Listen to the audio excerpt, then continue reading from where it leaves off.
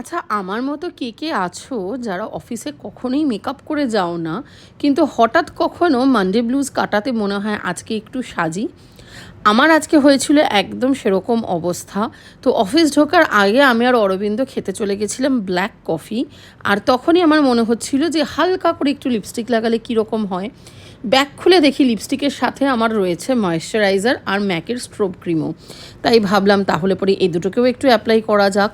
তো ল্যাকমির pitch milk ময়েশ্চারাইজারটা আমার ভীষণ ভালো লাগে, গোটা শীতকাল আমি এটা দিয়ে চলি। তার সাথেই স্ট্রোব ক্রিমটা হালকা করে মিশিয়ে নিয়ে সারা মুখে অ্যাপ্লাই করে ফেলেছিলাম। স্ট্রোব ক্রিম তোমরা চাইলে পরে হাইলাইটার হিসেবেও ইউজ করতে পারো আফটার মেকআপ, কিন্তু আমি যেহেতু মেকআপ একদমই করি না, আমি এইভাবে স্ট্রোব ক্রিমটাকে ইউজ করি একটু হালকা গ্লো আনার জন্য স্কিনে।